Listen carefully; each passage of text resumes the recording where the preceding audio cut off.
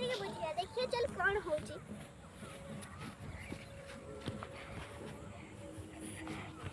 ଆଚ୍ଛା ଆମେ ୟୁଟ୍ୟୁବରେ ଦେଖିଥିଲେ ଯେ ପୁନର୍ଜନ୍ମ ଅଛି କି ନାହିଁ ଆଉ ପୁନର୍ଜନ୍ମର ମାନେ କଣ? ପୁନର୍ଜନ୍ମ ହଁ କୋଉଠି ଦେଖିଥିଲୁ? ୟୁଟ୍ୟୁବ କ'ଣ ଦେଖିଥିଲୁ କୋଉ ଚ୍ୟାନେଲର? ସିଦ୍ଧାନ୍ତ ଆଚ୍ଛା କେତେ ସବୁବେଳେ ଦେଖୁଛୁ ନା? ହଁ ହଁ ହଁ ଦେଖୁଛୁ ଠିକ୍ ଅଛି। ହଁ ପୁନର୍ଜନ୍ମ କଥା ଯେଉଁ ହେଉଛି ପୁନର୍ଜନ୍ମ ଅଛି ହଁ ହେଲା।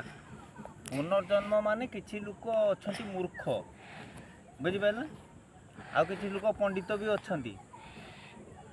ଠିକ୍ ଅଛି ଆମେ ଜାଣିବା। ଜୟ ଜଗନ୍ନାଥ, ହରି ଓମ୍ ତତ୍ତ ସତ।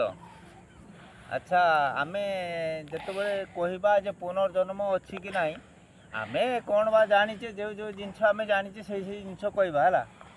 ତୁ ଦେଖୁଛୁ ପୁନର୍ଜନ୍ମ ଅଛି କି ନାହିଁ? ପୁନର୍ଜନ୍ମ ଅଛି। ପୁନର୍ଜନ୍ମର ମାନେ କଣ? ପୁନର୍ଜନ୍ମ ମାନେ ମଣିଷର ଜନ୍ମ ହେଲା ହେଉଛି 7 ଜନ୍ମ ବୁଝିପାରିଲୁ। ମଣିଷର ଜନ୍ମ ହେଲା 7 ଜନ୍ମ।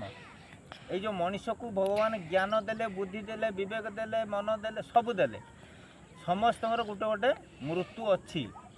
କିନ୍ତୁ ମଣିଷଟା ବଞ୍ଚିଥିବ ବୁଝିପାରିଲୁ। ଯେଉଁ ଜାଗାର ଠକିଗଲା ସେଇଟା ହେଉଛି ତା ପାଇଁ ମୃତ୍ୟୁ।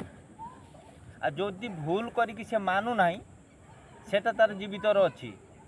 ଠିକ୍ ଅଛି, ଯାହା ଭୁଲ ଯିଏ କରୁଛି ଠିକ୍ ଅଛି, ଆଉ ଯିଏ ଠିକ୍ କରୁଛି ସେଟା କେବେ ଭୁଲ ହେବ ନାହିଁ।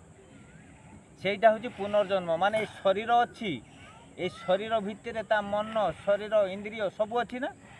ସେଇ ଜିନିଷ ଭିତରେ ସେ ଯେଉଁ ଭୁଲ କରୁଛନ୍ତି, ଯେଉଁମାନେ କହୁଛନ୍ତି, ସେଇ ଭୁଲଟା ଯେତେବେଳେ ସେ ନିଜେ ସୁଧାରି ଦେବ ସେତେବେଳେ ତାର ଗୋଟେ ଜନ୍ମ ହେବ। ଆଉ ଯେଉଁ ମଣିଷ କହିବେ ମଲା ପରେ, ମାନେ ମଣିଷ ପୋତା ହୋଇଗଲା ପରେ ଆଉ ସିଏ ଆଉ ଥରେ ସେଇଭଳିଆ ରୂପ ଜନ୍ମ, ଏଇଟା ହେଉଛି ମୂର୍ଖଙ୍କ ବୁଦ୍ଧି। ଆଉ ଯିଏ ପଣ୍ଡିତ ଆଉ ଜ୍ଞାନୀ ସେ ଜାଣିପାରିବେ ଯେ ପ୍ରକୃତର ଜିନିଷ ହେଉଛି କି ମଣିଷର ଗୋଟେ ବୁଦ୍ଧି ଜ୍ଞାନ ସୃଷ୍ଟି ହୁଏ, ସେଇ ମଣିଷଟି ପୁନର୍ଜନ୍ମ ସେତିକା ବେଳେ ପାଇଥାଏ ବୁଝିପାରିଲୁ। ଗୋଟେ ଜ୍ଞାନ ଅର୍ଜନ ହୁଏ, ସଂସାରକୁ ଗୋଟେ ଭଲ କଥାଟେ ଆସିଥାଏ, ସେଇ ଲୋକଟି ବୁଝିପାରିଥାଏ ବୁଝିପାରିଲୁ। ଏଇଟା ହେଉଛି ପୁନର୍ଜନ୍ମ। ତେଣୁ ସବୁବେଳେ ପାଇଁ ସତ୍ କର୍ମ କରିବା, ସତ କଥାଟା କହିବା ହେଲା। ଲୋକଙ୍କୁ କେବେ ଭୁଲ ଭାଲ କହିବା ନାହିଁ। ଭୁଲ କାହିଁକି କୁହାଯିବ? ଯେଉଁ ଲୋକ ତ ଜାଣିଛନ୍ତି ମିଛ ସତ, ଏ ଦୁନିଆ ଚାଲିଛି, ଯିଏ ମିଛ ସତ, ମିଛ ବୋଲି କିଛି ନାହିଁ ବୁଝିପାରିଲୁ। ତ ଛୁଆ ଦିନଟାରେ ଏଠି ଟିକେ ତୁ ଦେଖି ଆସୁ, କେବେ ମିଛ ପାଇଛୁ କି? ମିଛ କହିଛୁ କି? ହଁ ମିଛ କହିଦେବୁ, ସିଏ ଟିକେ ଟିକେ ସେ ଚାଲିବ, କୁହା ଚାଲିବ, ସେ ତ ଅଲଗା କଥା। କିନ୍ତୁ ମିଛ ବୋଲି କିଛି ନାହିଁ, ବୁଝାସୁଝା ଜିନିଷ ରହିଛି।